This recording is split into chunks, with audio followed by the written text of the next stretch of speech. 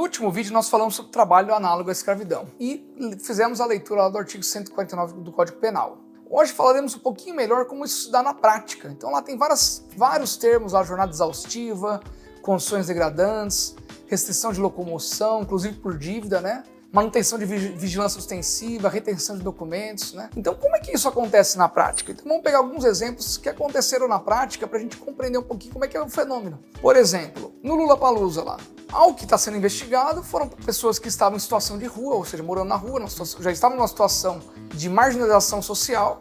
Foi oferecido um emprego para essa pessoa, que não é um emprego, claro, e a pessoa foi levada lá no Lollapalooza e teve que ficar lá dormindo com os estoques, uma situação degradante, cuidando dos estoques, recebendo valores extremamente precários no sentido financeiro e trabalhando ali, ainda que fosse por um momento temporário, uma situação que é considerada análoga à escravidão. Então, por que a gente chama isso de trabalho escravo? Se a gente parar para lembrar, lá no passado, o que acontecia com os escravos? Eles não tinham liberdades. Então, os escravos, eles eram propriedade privada de alguém. Hoje, na verdade, o que acaba acontecendo na realidade é que as pessoas que têm as suas liberdades privadas, no sentido material, pela própria sociedade, elas acabam sendo uma reserva de mercado para pessoas que querem se aproveitar dessas pessoas para trazerem elas para uma situação análoga à escravidão.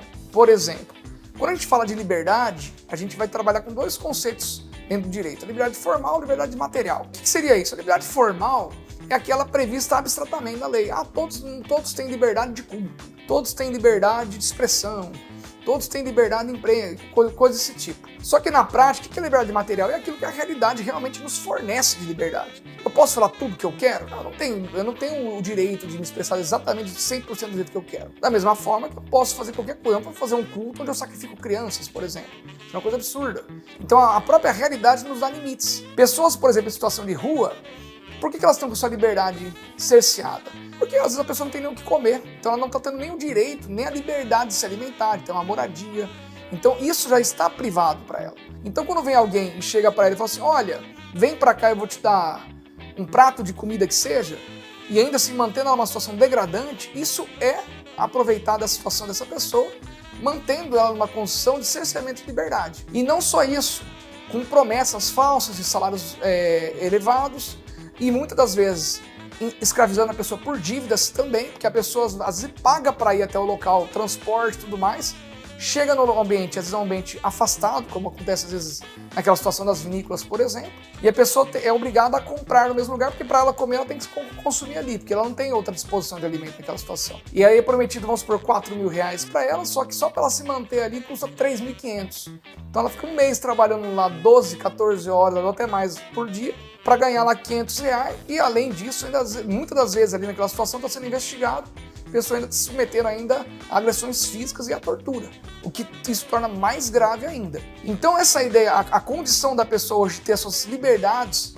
cerceadas, ela passa por uma ideia, é um progresso de acordo com como evoluiu na sociedade. A pessoa não está mais nos grilhões, não tem corrência assegurando, mas a própria materialidade, as próprias condições da sociedade levam ela a se escravizar numa situação dessa. Não por uma livre escolha, porque ela não tem opção. Pessoa que não tem opção não tem liberdade. Logo, ela acaba sendo seduzida por uma condição, num estado de necessidade, a submeter a um trabalho análogo à escravidão. Por isso, a pessoa que se aproveita disso e reduz a pessoa a essa condição, ela está cometendo um crime. E isso se agravou ainda mais com as reformas de 2017, tanto na lei de terceirização quanto com a reforma trabalhista. O que tem acontecido muito? Às vezes a pessoa que ela quer se utilizar desse tipo de mão de obra, que nem era para ser uma mão de obra na verdade, ela acaba constituindo um CNPJ com algum funcionário, com algum terceiro, como tem autorização de terceirização fim da atividade, ou seja, eu faço coleta de uva, então eu vou lá e terceirizo isso com uma pessoa que não sou eu, uma outra empresa. E essa empresa contrata